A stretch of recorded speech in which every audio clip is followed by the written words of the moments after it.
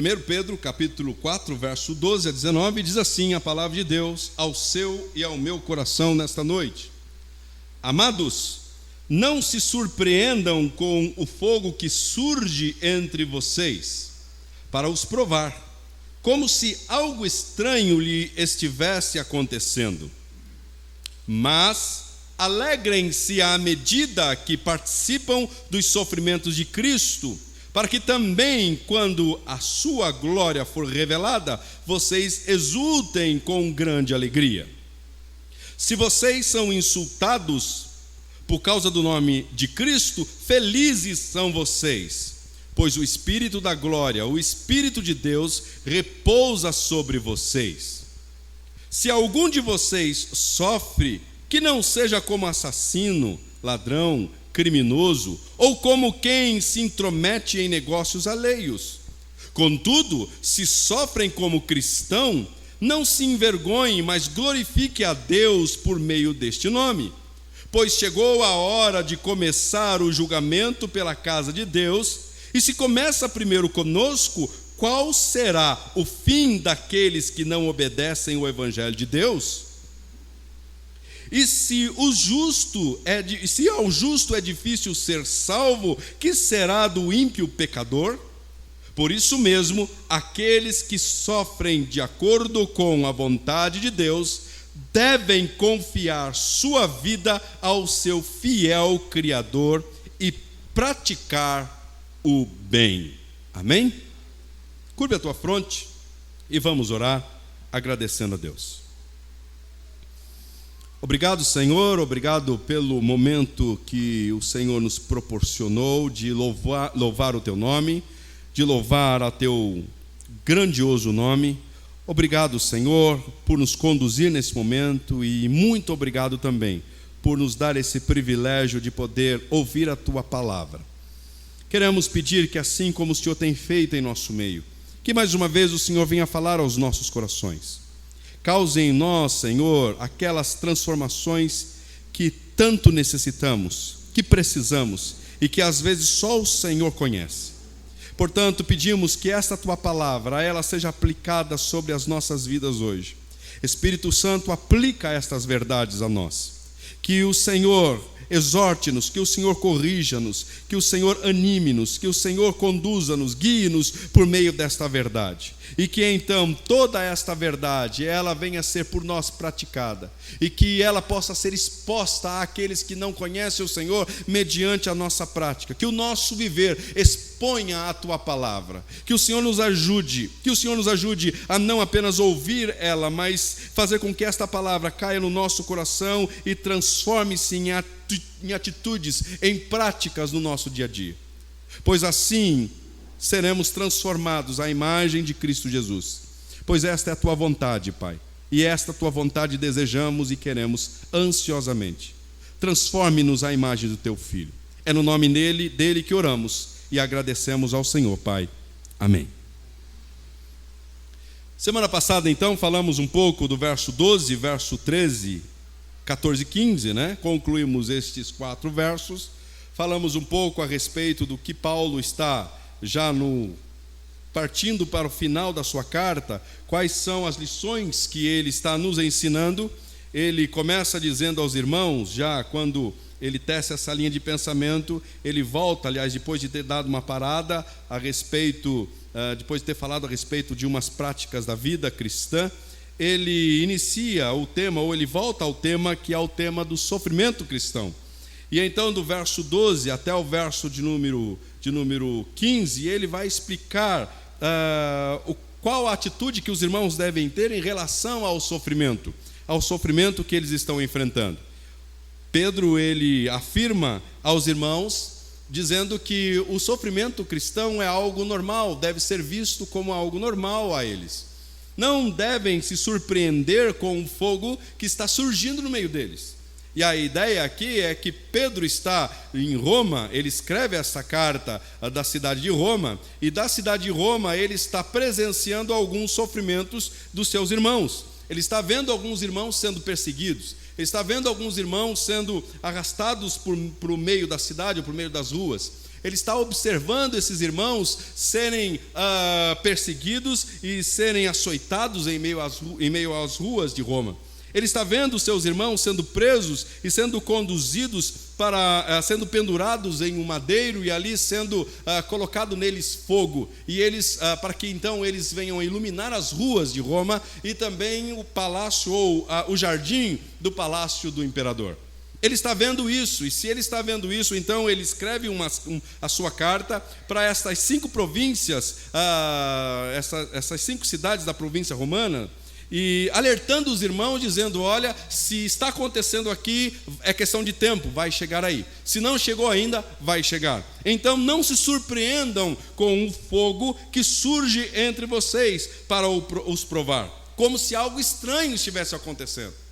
Então Pedro está alertando os irmãos e está dizendo: olha, se chegar a vocês uma perseguição, se chegar até vocês uma perseguição acirrada, que vocês não tomem isso como algo novo ou como algo que os surpreendam, mas que vocês encarem isso como algo que é normal àqueles que seguem a Cristo.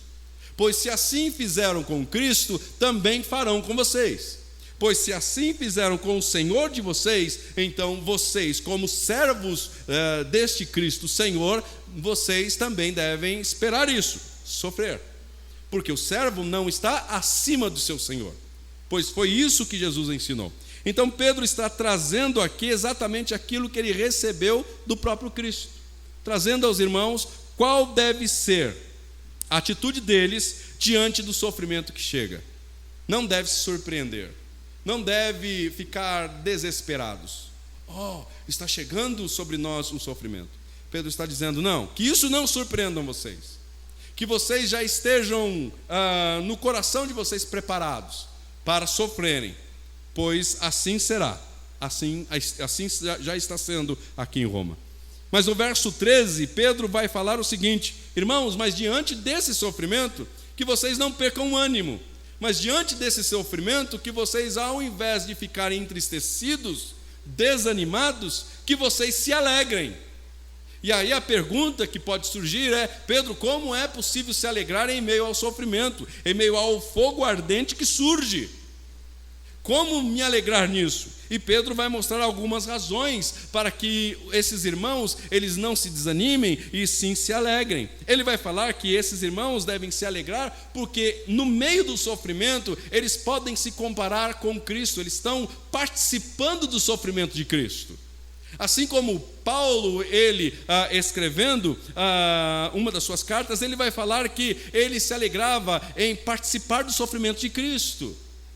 Ele desejava participar do sofrimento de Cristo. Completo no meu corpo os sofrimentos de Cristo. Não é que ele completa aquilo que Cristo, ou seja, está completando algo que Cristo deixou de fazer, não. Ele está dizendo que ele está também participando dos mesmos sofrimentos que Cristo sofreu.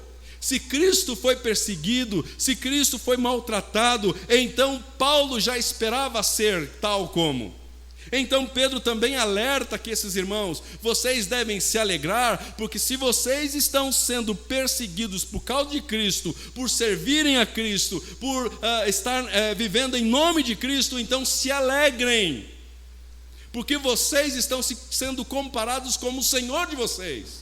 Vocês estão exatamente nos trilhos do Senhor de vocês. Se alegrem por isso.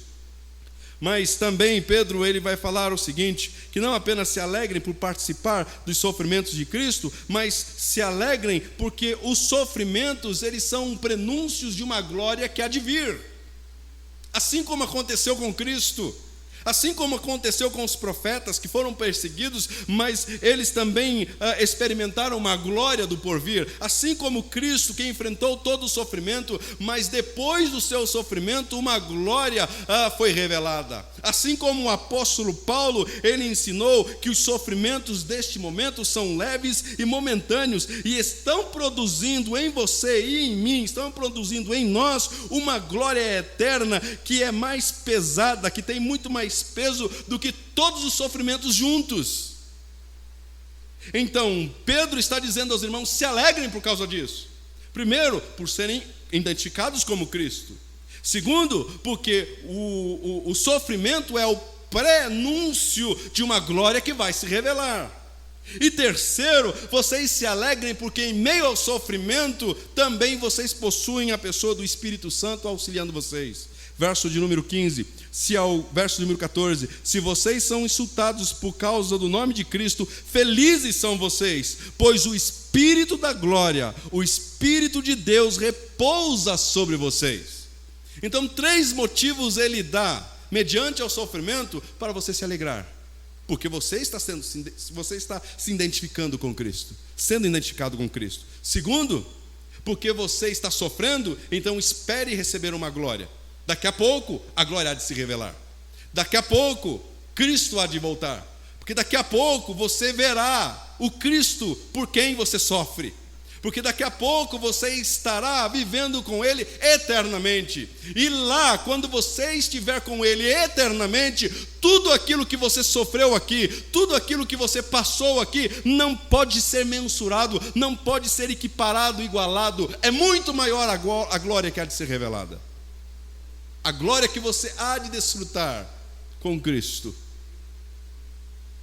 Se colocado lado a lado com os sofrimentos que você enfrentou, a glória é muito mais pesada, a glória é muito maior. Então se alegre por causa disso. E no verso de número 15, Pedro vai falar aqui: se algum de vocês sofrem, que não seja como assassino, ladrão ou criminoso, ou como alguém que se intromete em negócios alheios. Pedro está querendo chamar os irmãos para a seguinte realidade: a vida cristã é marcada sim por sofrimentos.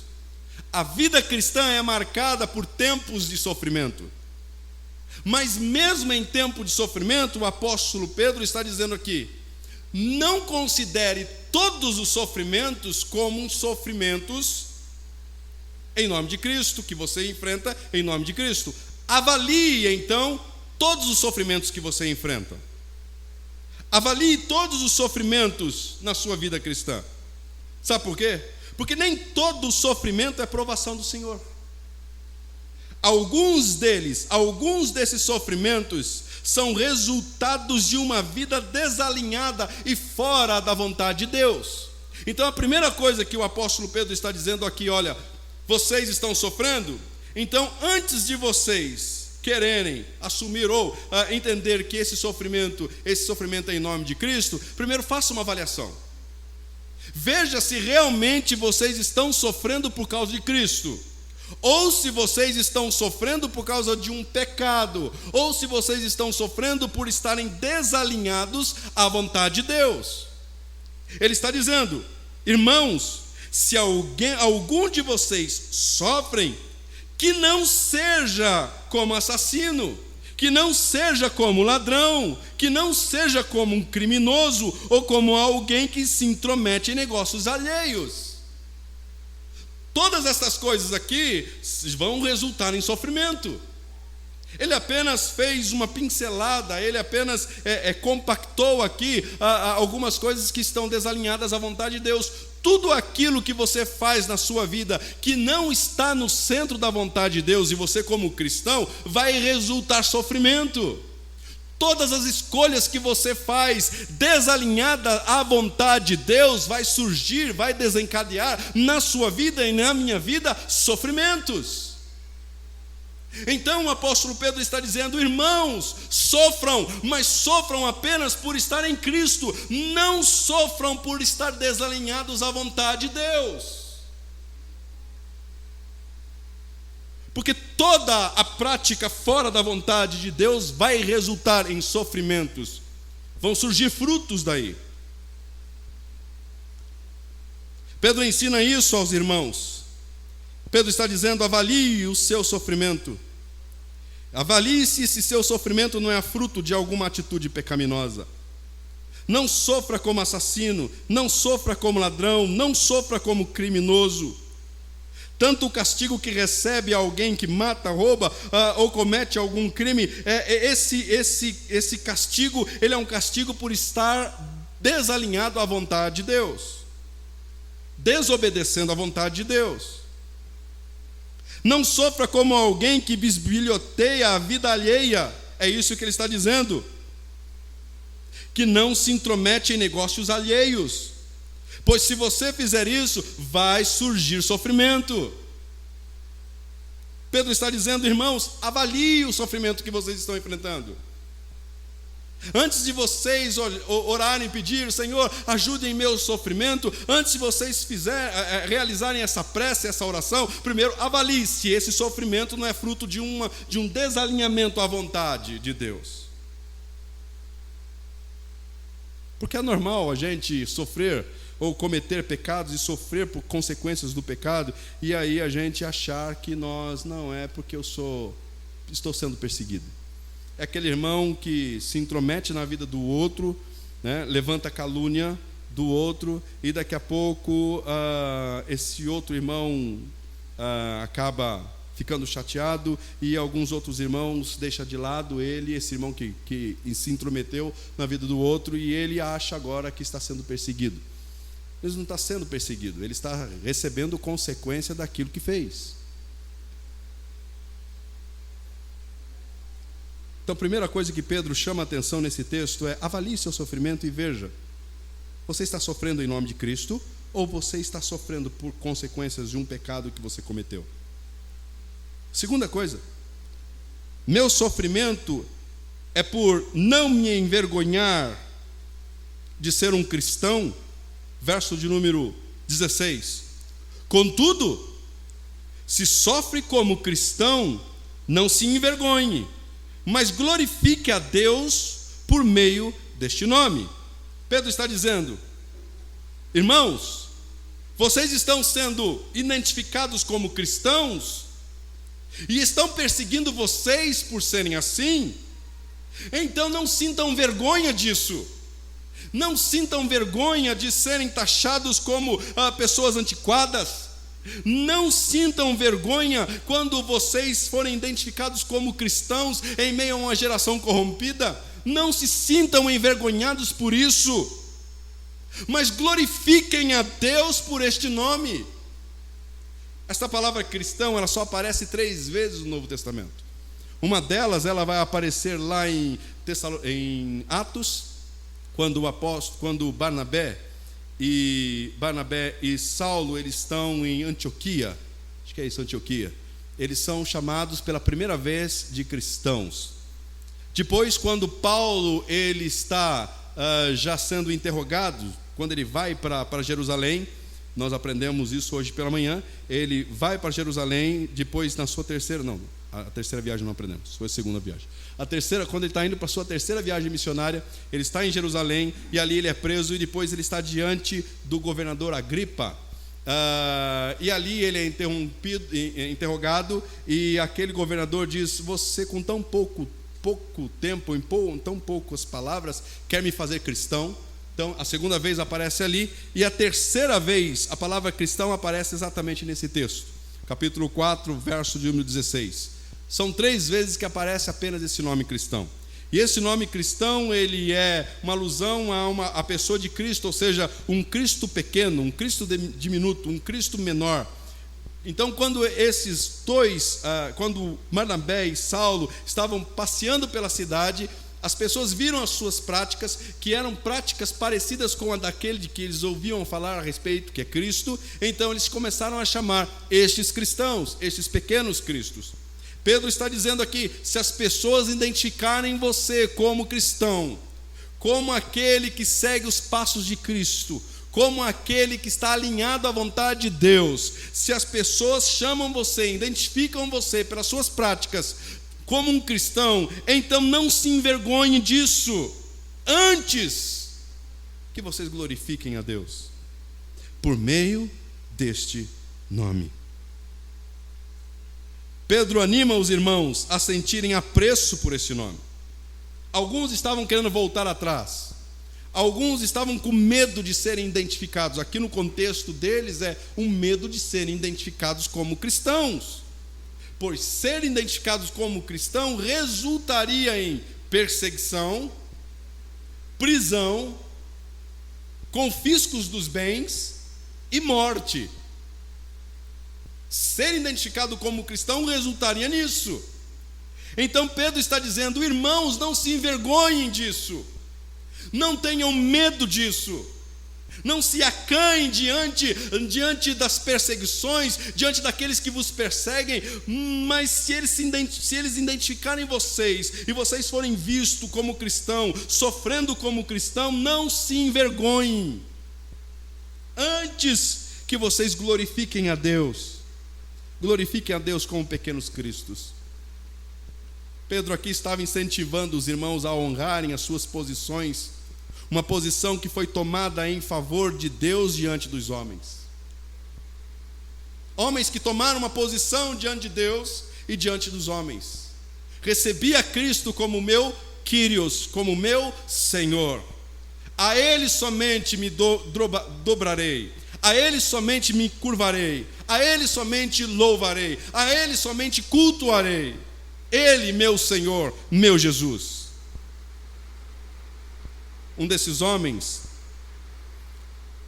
já no início da era cristã, chamado Policarpo, bispo da cidade de Esmirna, ele, quando preso, foi desafiado a negar a Cristo. E então, quando pegaram esse homem, Policarpo, e pediram para ele: olha, negue a Cristo, ele já com 86 anos, negue a Cristo, e nós vamos soltar você. Ele responde àqueles que estava prendendo, que estava interrogando a ele: eu sirvo a este Jesus há 86 anos, e ele nunca me fez mal algum, até hoje. Como poderia eu blasfemar contra o meu Rei e Senhor? Ele foi identificado como cristão, ele foi preso por ser cristão, ele estava sendo julgado por ser cristão, ele estava sendo desafiado a negar Cristo por ter sido identificado como cristão. Mas ao ser interrogado, ele diz assim: não, eu não vou me envergonhar deste nome, eu não vou voltar atrás, porque este Jesus nunca me fez mal algum, pelo contrário, nunca me fez mal algum este Senhor. Como poderia eu blasfemar contra o meu Rei e Salvador? Pedro chama os irmãos a uma realidade: vão tentar forçar vocês a negar Cristo, vão conduzir vocês a negar Cristo, mas não voltem atrás, não se envergonhem, não se acanhem. Quando identificados forem por sofrer como cristãos, antes glorifiquem a Deus por este nome. Quem estava ensinando os irmãos destas 5 cidades da província romana é Pedro. E se você olhar para trás na vida de Pedro, você vai ver um episódio que ele não assume esse nome.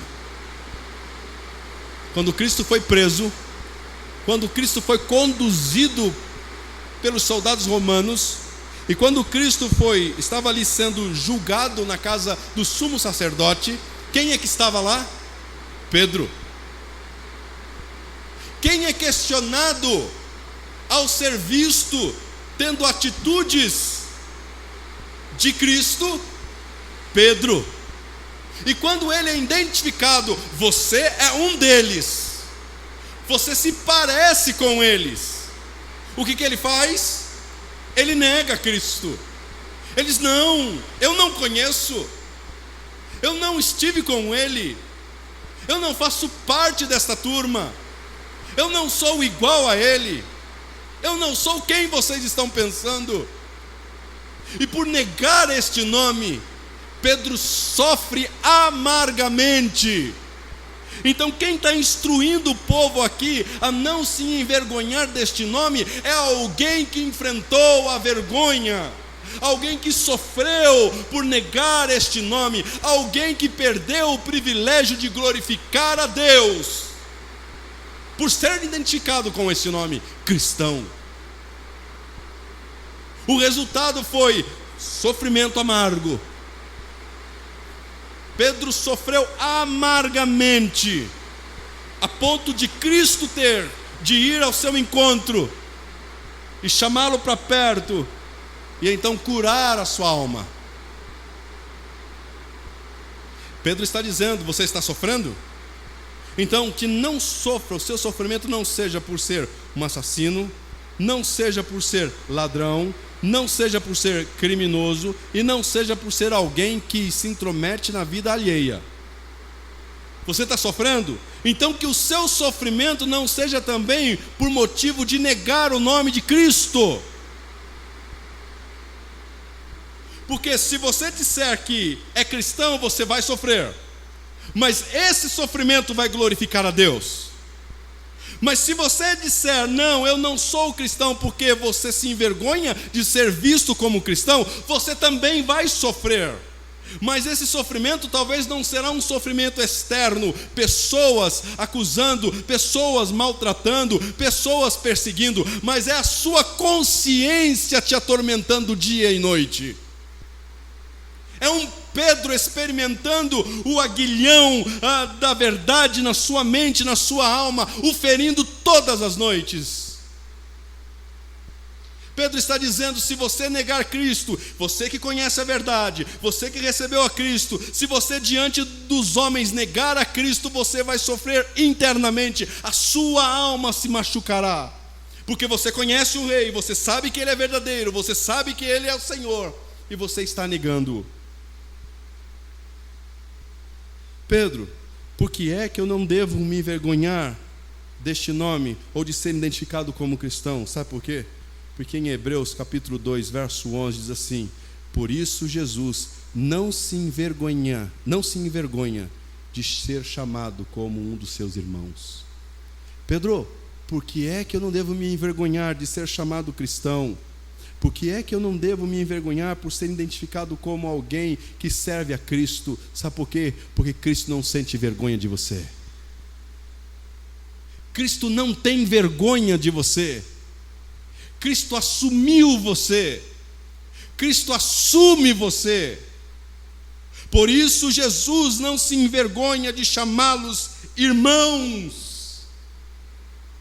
Pedro, qual outro motivo eu tenho para não me envergonhar de ser identificado como um cristão? Sabe por quê? Porque o Pai também não se envergonha de ser chamado nosso Pai. Hebreus 11, 16 diz assim: por esta razão Deus não se envergonha de ser chamado o Deus deles, pois lhes preparou uma cidade. Deus não sente vergonha de ser identificado como o seu Pai, o meu Pai. Ele não tem vergonha. Ele assume você como pai. Tem alguns pais que não assumem seus filhos. Tem pais que abandonam seus filhos. Tem pais que rejeitam seus filhos. Tem pai que nunca chamou os seus filhos, ou nunca apresentou os seus filhos diante de amigos, de pessoas. Mas você que recebeu a Cristo, você foi adotado por Deus. Deus assumiu a sua paternidade. E Deus não tem vergonha de, por você, ser chamado de Pai. Quando você o chama Pai nosso que estás no céu, Ele responde: eis-me aqui, meu filho. Quando você ora, se dobra diante dEle, quando você pede ajuda dEle, Ele não se nega em vir ao seu auxílio. Este Pai é seu Pai, e Ele não se envergonha de ser chamado de seu Pai. Então não se envergonhe de ser chamado cristão, pequenos Cristo, alguém que serve a Jesus, segue a Jesus, ama o Pai. Não se envergonhe disso. Pedro está dizendo a esses irmãos. Sabe por quê? Porque se você, como cristão, se envergonhar deste nome, se você, como cristão, se você negar este nome, Lucas capítulo 9, 26 vai dizer assim: se alguém se envergonhar de mim e das minhas palavras, o Filho do Homem se envergonhará dele, quando vier em sua glória e na glória do Pai e dos santos anjos. Não se envergonhe de ser identificado como cristão. Mas Pedro continua, verso 17: pois chegou a hora de começar o julgamento pela casa de Deus, e se começa primeiro conosco, qual será o fim daqueles que não obedecem ao Evangelho de Deus? E se o justo, verso 18, e se o justo é difícil ser salvo, que será do ímpio e pecador? Pedro está trazendo uma verdade do seguinte: há um tempo de provação aqui para os cristãos, há um tempo de sofrimento para nós cristãos.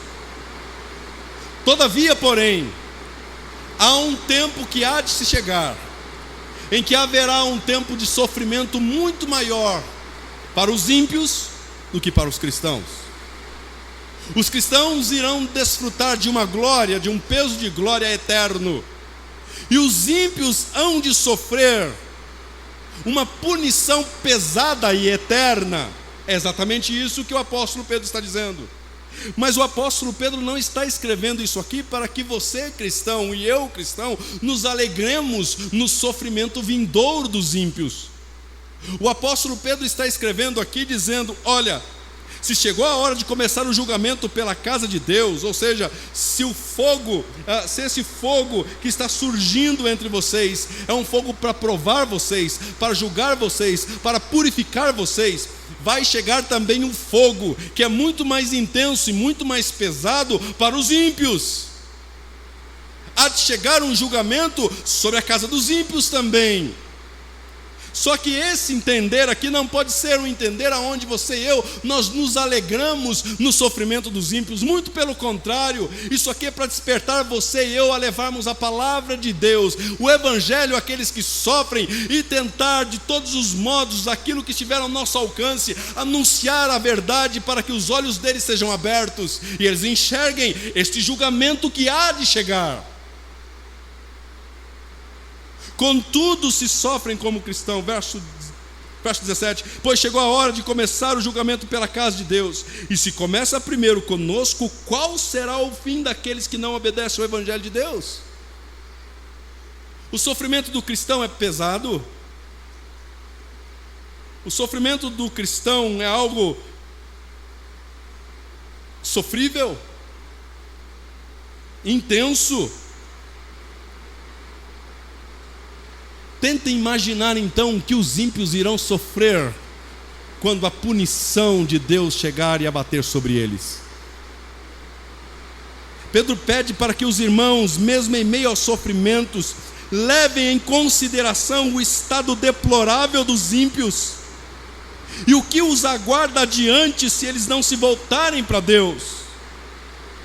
Então Pedro aqui, ele não está querendo despertar em nós, os crentes, um sentimento de prazer no sofrimento vindouro dos ímpios. Antes, é como se fosse um apelo a que você e eu, nós levássemos em consideração os sofrimentos eternos que os aguardam, e com isso desperte em nossos corações o anunciar ainda mais a mensagem salvadora do Evangelho. Pedro, mas você está pedindo alguma coisa muito difícil para mim. Você está pedindo para eu pregar o Evangelho para aqueles que me perseguem? Sim!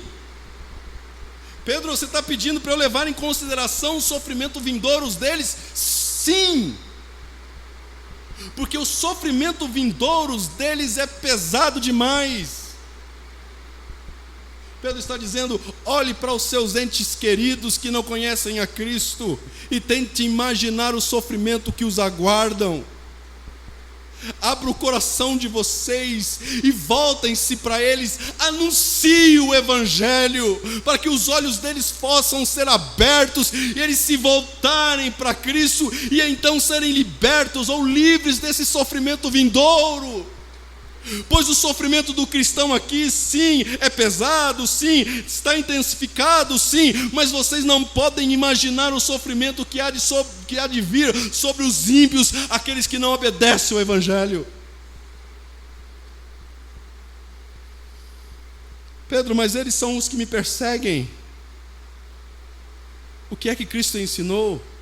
Você deve amar aqueles que vos perseguem. Pedro, mesmo diante dos meus acusadores, eu tenho que apresentar o Evangelho? Sim. Pedro pede para que você e eu, nós consideremos o levar a verdade dos céus e a verdade também que existe um inferno, pois um fogo ainda maior sobrevirá àqueles que são desobedientes a Deus. Mas Pedro também aponta uma verdade de que, em meio ao sofrimento cristão, Pedro está dizendo, em tempos de perseguição e aflição, também são tempos oportunos de anunciar a mensagem do Evangelho e do amor de Deus àqueles que nos perseguem e nos maltratam.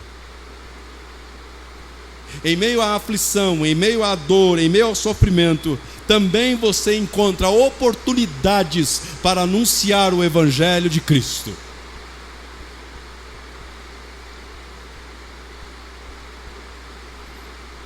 Quais são as implicações desses versos para a gente?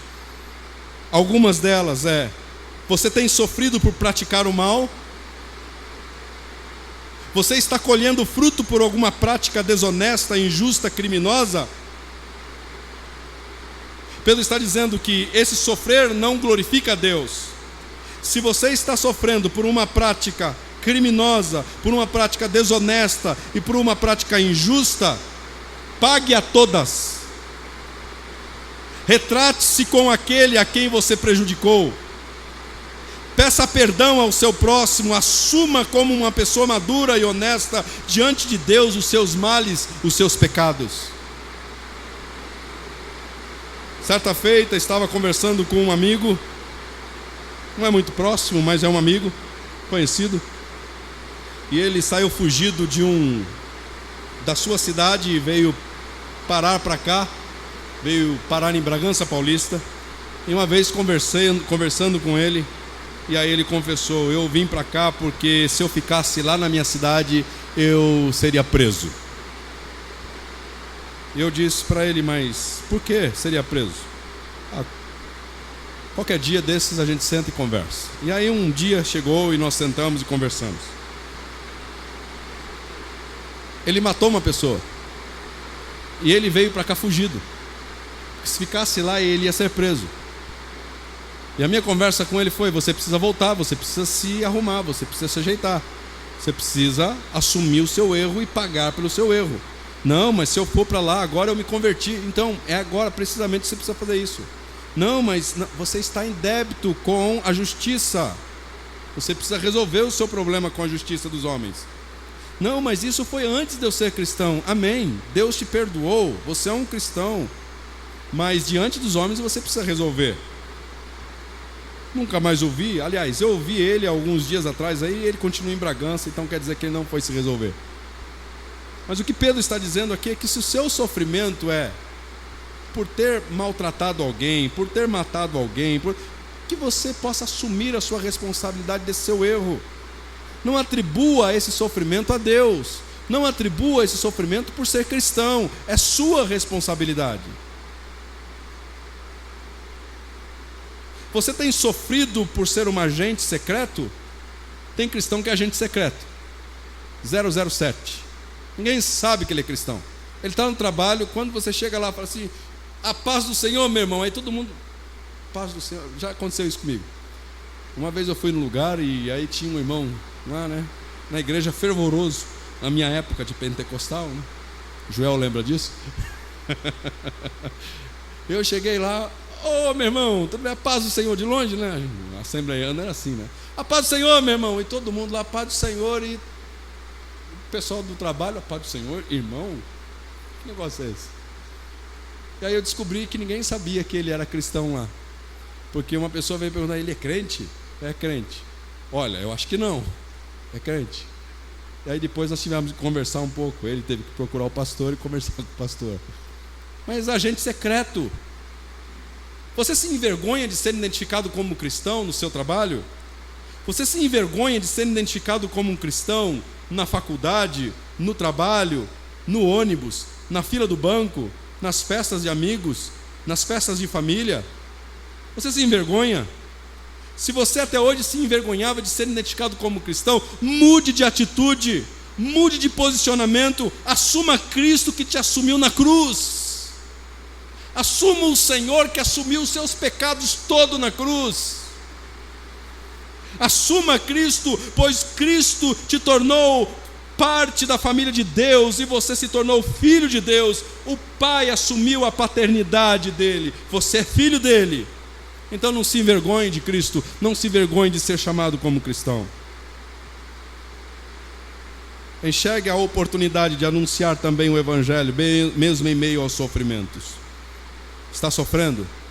Sempre irá surgir uma oportunidade para você pregar o Evangelho, mesmo em meio aos sofrimentos. Há aqueles que hão de sofrer muito mais se eles não conhecerem a Cristo. O seu sofrimento está pesado? Sim, está pesado, pastor.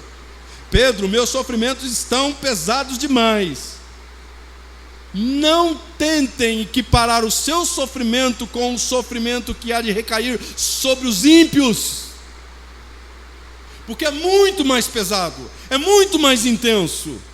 Então encontre uma oportunidade de falar do amor de Deus, do Evangelho que salva da ira vindoura a estes. Sempre existirá uma oportunidade. Chame-os à verdade. E por fim, verso 19. Por isso mesmo, aqueles que sofrem de acordo com a vontade de Deus, devem confiar sua vida ao seu fiel Criador e praticar o bem. Pedro conclui aqui a sua linha de pensamento, trazendo uma notícia animadora aos irmãos. Vocês estão sofrendo? Sim, Pedro, estou sofrendo. Então faça o seguinte: assuma um conselho que eu vou dar a vocês. Um conselho que é a razão para descansarmos, para que você, mesmo em meio ao sofrimento, você e eu, nós venhamos a descansar diante desses sofrimentos. Qual conselho é esse, Pedro?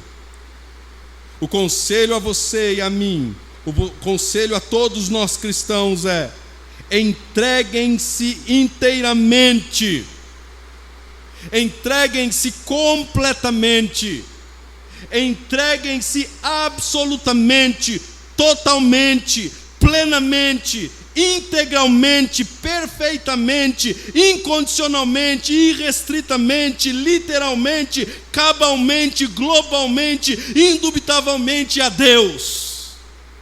Entreguem-se a Ele, se doem a Ele completamente. Por quê, Pedro? Porque eu devo me entregar completamente a este Deus. Pedro vai listar duas razões para que você se entregue completamente a este Deus. Primeiro, Pedro vai dizer: porque este Deus, Ele é fiel. Por isso mesmo, aqueles que sofrem de acordo com a vontade de Deus devem confiar sua vida ao seu fiel. Este Deus é fiel. Porque este Deus é fiel.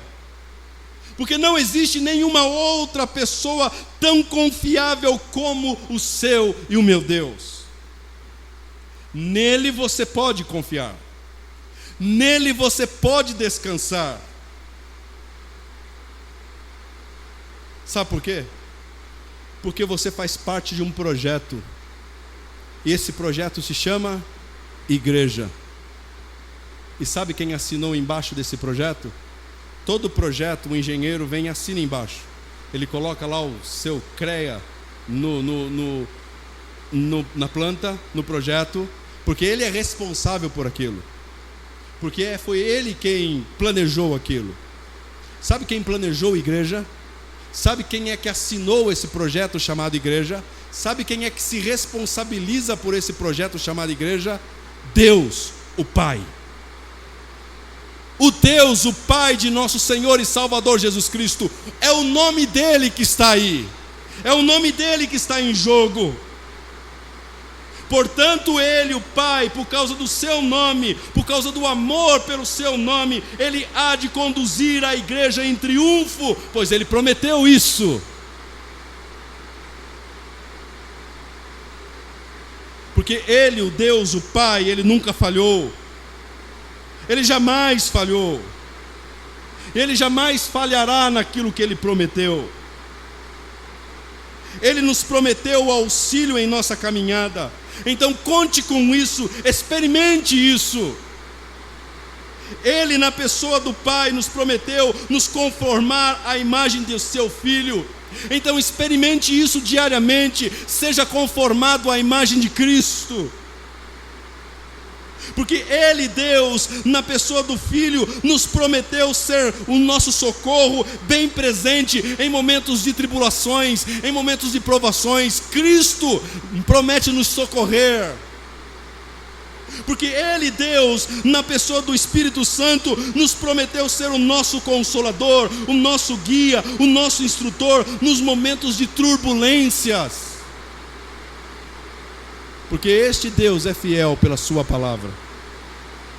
O Deus Trino não permitirá que o seu grande nome seja envergonhado. Então Pedro está dizendo: irmãos, vocês devem confiar a sua vida neste Deus. Primeiro, porque Ele é fiel. Ele é fiel não a você. Ele é fiel muito mais do que isso. Ele é fiel à sua palavra. Ele prometeu em nome da sua palavra. Portanto, por isso que o apóstolo Pedro está dizendo: por isso mesmo, aqueles que sofrem de acordo com a vontade de Deus. Jesus ensinou. Sabe quem é aqueles que fazem a vontade de Deus? É aqueles que obedecem às minhas palavras. Então Deus é fiel para aqueles que obedecem à sua palavra, porque Deus é fiel à sua palavra.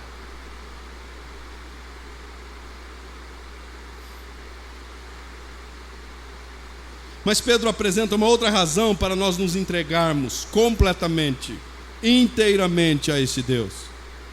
Primeiro, porque Ele é fiel. E segundo, porque Ele é criador. Porque este Deus é criador de tudo e de todos. Pedro chama a atenção de seus irmãos que sofrem a verdade de que absolutamente tudo está sob o controle deste Deus que tudo criou. Pense em alguma coisa grande. Lembre de alguma coisa grande. Esta coisa grande. Talvez planetas, talvez cosmos. Está no controle dele. Pense em alguma coisa minúscula. Algo chamado fóston ou gluon. São consideradas as menores partículas sem massas. Apenas possuem luzes, raios de luzes. Tanto as coisas grandes quanto estas coisas pequenas, minúsculas, elas estão sob o controle de Deus. E não apenas estão sob o controle de Deus, como o próprio Deus as fez surgir. Pense em quem é que controla os limites do mar. Samuel foi esses dias para o mar. Para o mar não, para a praia.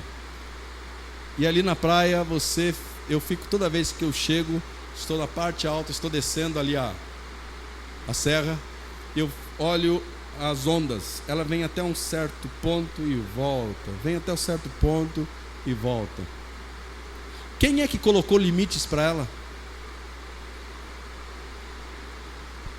Quem é que controla a rotação da Terra sem sair do seu eixo? Quem é que controla a translação rítmica e constante da Terra em torno do Sol? Quem é que estabeleceu as distâncias exatas da Terra entre planetas e estrelas? Quem é que mantém todas as coisas em seus devidos lugares? Quem é que fornece as condições suficientes para que possamos viver aqui? O ar, que respiramos? Quem é que determina qual das folhas de uma árvore que deve cair? Quem é que determinou e aprovou a queda dos fios dos meus cabelos, da minha cabeça? Quem é que fez isso? E segura os seus? Quem é que realiza o cardápio dos pássaros todos os dias, sem que estes pereçam? Quem é que faz isso? Pedro está dizendo, é o seu Deus. Ele é fiel e Ele é criador. Se Ele é criador, Ele domina sobre tudo e sobre todos. Então confie sua vida nele e descanse. Descanse. Ele tem o controle de tudo. Ele tem o controle sobre o imperador que está lá.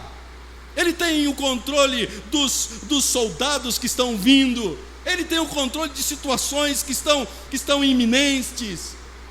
Ele tem o controle de tudo. Por que Ele não terá o controle da sua vida, do seu sofrer? Ele controla tudo e absolutamente tudo. Esse é o nosso Deus. E eu concluo. Em quem você tem depositado a sua esperança e confiança?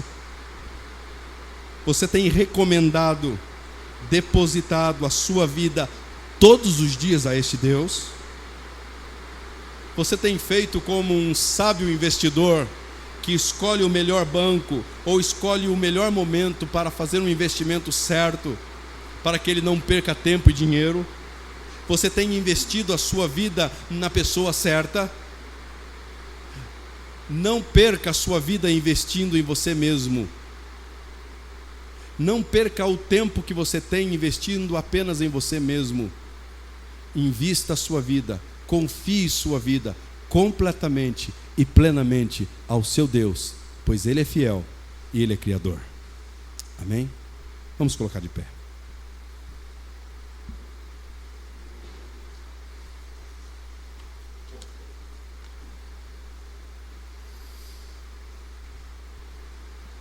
Pedro está chamando a sua atenção e a minha atenção, assim como chamou a atenção desses irmãos, a um viver que glorifica a Deus mesmo em meio às dificuldades, sofrimentos e aflições que nos abatem. Que você possa, nesta noite, refletir. Se você tem se surpreendido com o sofrimento que chega, Pedro te traz um alerta: não se surpreenda. Se você está sofrendo pelo nome de Cristo, continue. Isso é louvável a Deus. Se você tem sofrido por causa de pecados, porque você desalinhou-se à vontade de Deus, que você volte atrás, peça perdão, se renda a Ele e assuma o nome dEle. Que você não se sinta envergonhado de ser identificado como um cristão. Que você também aproveite toda a oportunidade que você tem para anunciar esse evangelho aos seus entes queridos, aos seus amigos, a pessoas que ainda não conhecem o reino dos céus. Mas que você também possa todos os dias acordar pela manhã, mesmo que o sofrimento esteja intensificado, que você possa confiar nesse Deus, descansar nesse Deus, pois Ele é fiel, pois Ele é o Deus que ainda se encontra num trono, e deste trono Ele rege a tudo e todos. Oremos.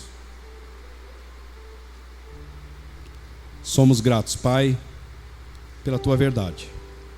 Somos gratos pelo Teu amor. Somos gratos por tudo aquilo que ouvimos nessa noite. Que o Senhor nos ajude a praticá-lo. Que o Senhor nos ajude a sermos, sim, parecidos com Cristo. Mas sermos parecidos com Cristo não apenas aqui dentro deste ambiente, não apenas neste local, mas que o Senhor nos ajude a ser identificados como Cristo, como pequenos Cristos, no nosso trabalho, no trânsito, no ônibus, na fila de banco, do mercado, numa conversa com a esposa, na conversa com o esposo, numa tratativa com filho e filha. Que o Senhor nos ajude a sermos cristãos, verdadeiramente cristãos, pois é isso que glorifica o Senhor.